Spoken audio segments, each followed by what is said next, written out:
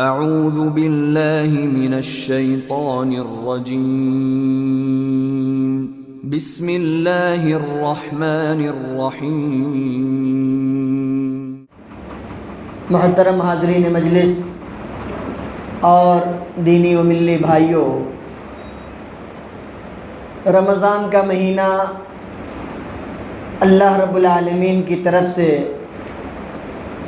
مومنین کے لیے بہت بڑا تحفہ ہے، امت مسلمہ کے لیے، چونکہ یہ مہینہ اس کو اللہ تبارک و تعالیٰ نے اپنے بندوں کے لیے خاص کیا ہے، اس واسطے کہ اس مہینے میں اللہ تبارک و تعالیٰ اپنے بندوں کی مغفرت کرتا ہے، اس کی بخشش کرتا ہے اور اس کے اوپر اپنے رحمتوں کی بارش برساتا ہے، اور اسی طرح سے اپنے بندے کو اللہ رب العزت والجلال جہنم سے آزاد کرتا ہے۔ اور یہ سارے وعدے یا پھر یہ سارے اجر و ثواب ان لوگوں کے لیے ہے جن لوگوں کا روزہ محض اللہ کی رضا کے لیے اور رسول کریم صلی اللہ علیہ وسلم کی سنت کے مطابق ہو، وہی لوگ اس اجر کے مستحق ہیں۔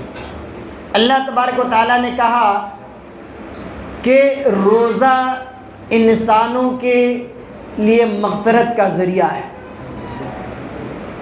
ایک لمبی سی آیت ہے جس میں اخیر میں چل کر کے اللہ تبارک و تعالیٰ نے کہا کہ والصائمین والصائمات والحافظین فروجهم والحافظات والذاکرین اللہ کثیرا والذاکرات، کہ روزہ رکھنے والے مرد، روزہ رکھنے والی عورتیں، اور اسی طرح سے کثرت کے ساتھ اللہ تعالیٰ کو یاد کرنے والے مرد اور یاد کرنے والی عورتیں۔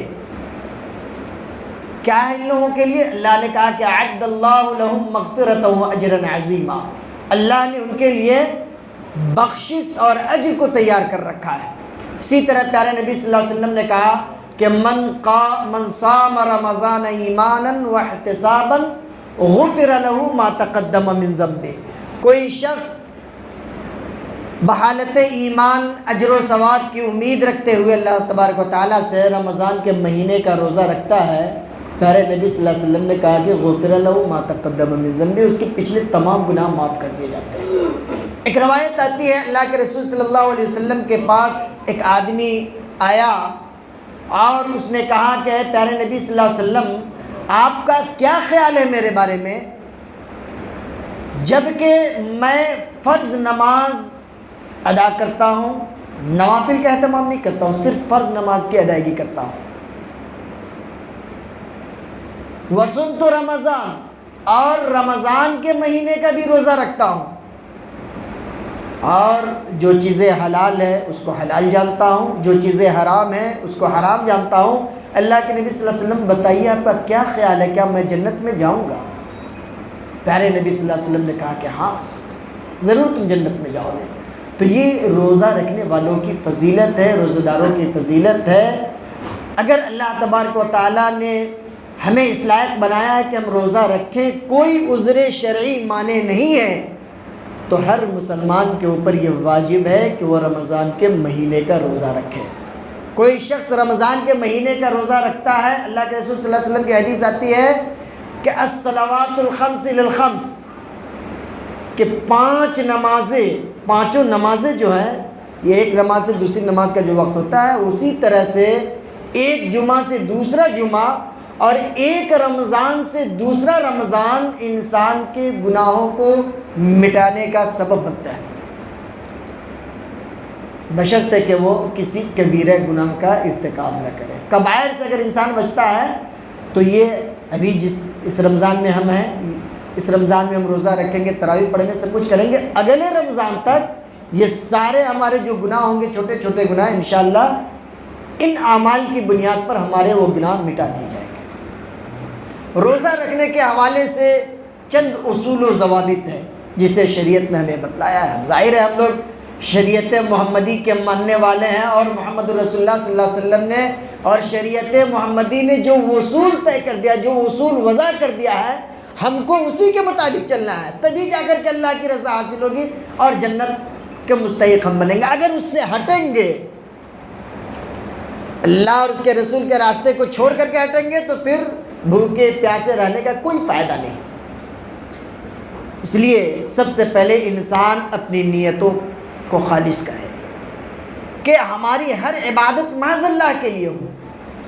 قرآن کہتا ہے کہ ان صلاتی و نسکی و محیای و مماتی للہ رب العالمین، کہ میری نماز، میری قربانی، میرا جینا، میرا مرنا، جتنے عبادات ہیں وہ سارے کے سارے عبادات صرف اور صرف کس کے لیے ہو؟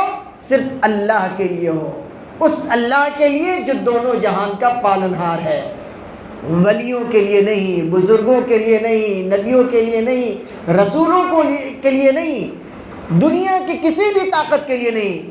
ہماری عبادت محض کس کے لیے ہونی چاہیے؟ صرف اور صرف اللہ کے لیے۔ جب اللہ کے لیے ہماری عبادت ہوگی تو اللہ تعالیٰ اس کا اجر ہمیں ضرور دے گا۔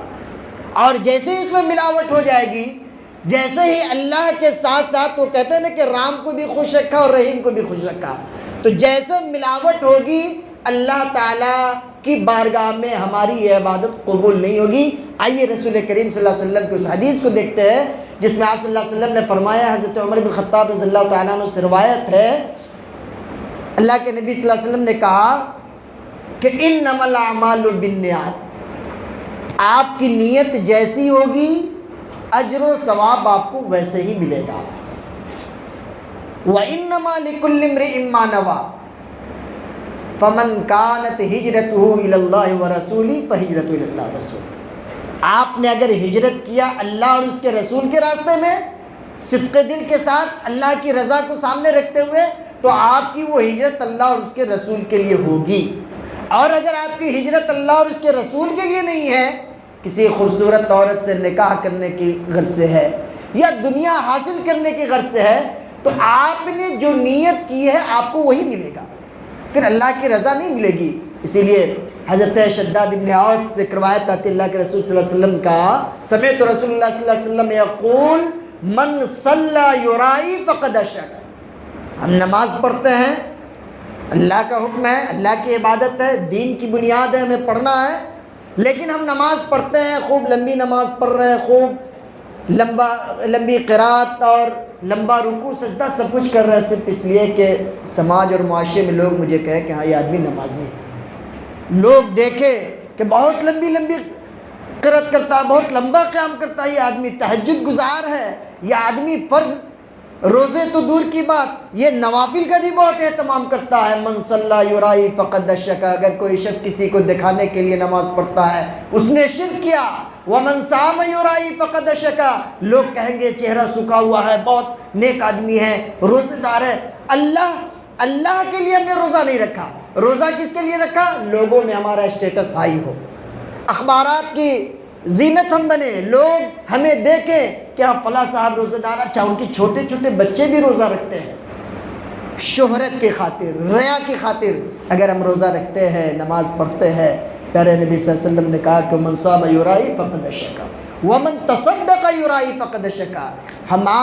ہماری حیثیت ایک ہی روپیہ خرچ کرنے کی، ہم ایک ہی روپیہ خرچ کریں، یہ نہیں کہ لوگوں میں واہوائی کے لیے، دکھاوے کے لیے ہم 50 روپے خرچ کریں اور کوئی بہت بڑی چیز کو ہم صدقہ کریں، نہیں، ہم صدقہ کریں جو ہماری حیثیت ہو اسی کے مطابق، لیکن وہ صدقہ بھی لوگوں کے دکھاوے کے لیے نہ ہو۔ اگر ایسا کرتے تو وہ بھی شرک کے زمرے میں آئے گا۔ تو اس لیے ہمیں اور آپ کو اپنے روزوں کو اور نماز کو دکھاووں سے پاک رکھنا چاہیے۔ اسی طرح سے روزہ رکھنے کے لیے ضروری ہے کہ انسان فجر سے پہلے اس کی نیت کر لے، فجر سے پہلے نیت کر لے۔ نیت کیسے کرنا ہے؟ نہیں کہ مائک میں کھڑے ہو گئے بے صوم کا دن نویت من شہر رمضان، روزہ رکھتا ہوں فلاں مہینے کے لیے، اور وہ میڈ ان انڈیا نیت نہیں چلے گی۔ نیت ویسے کرنی ہے جیسا کہ رسول کریم صلی اللہ علیہ وسلم نے ہمیں بتایا ہے۔ الفاظ سے ہمیں نیت کا اظہار نہیں کرنا ہے، بلکہ دل میں ارادہ کر لینا ہے، اور دل میں ارادہ کب کرنا ہے؟ فجر سے پہلے۔ جس وقت سحری کھاتے ہیں ظاہر اس وقت ہمیں نیت کرنی ہے کہ ہم روزہ رکھیں گے۔ اچھا ایک مسئلہ یہ بھی ہے، اگر کوئی شروع رمضان میں پورے رمضان کی نیت کر لے کہ ہمیں پورے رمضان کا روزہ رکھنا ہے، تو کیا اس کی نیت ہوگی کہ نہیں؟ اس کی نیت ہو جائے گی، اس کی نیت درست ہے۔ لیکن اگر کسی نے پہلے نیت نہیں کی ہے اور نیت کرنا ہے تو فجر سے پہلے کرنا ہے، اس لیے کہ پیارے نبی صلی اللہ علیہ وسلم نے کہا کہ من لم یجمع الصیام قبل الفجر فلا صیام لہ، فجر سے پہلے اگر کوئی شخص نیت نہیں کرتا ہے اپنے روزے کی، فلا صیام لہ، اس کا روزہ نہیں ہوگا۔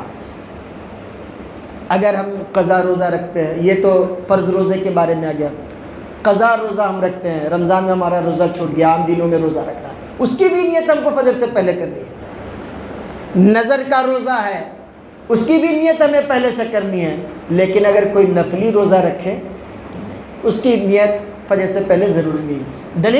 دلیل یہ ہے، پیارے نبی صلی اللہ علیہ وسلم کی حدیث آتی ہے، صحیح مسلم کی روایت، اما عائشہ رضی اللہ تعالیٰ عنہ کہتی ہیں کہ پیارے نبی صلی اللہ علیہ وسلم ایک دن آئے اور کہا مجھ سے، یا عائشہ حل عندکم من شیء، اے عائشہ گھر میں کوئی چیز ہے کھانے کے لیے، گھر میں کوئی چیز کھانے کے لیے ہے؟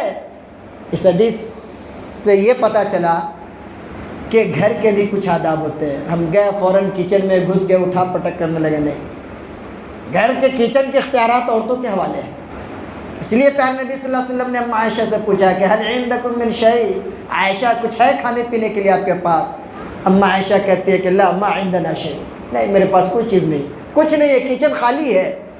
تب اللہ کے رسول صلی اللہ علیہ وسلم نے کیا کہا کہ انی صائم، چلو میں روزے کی نیت کر لیا، میں روزہ رکھتا ہوں۔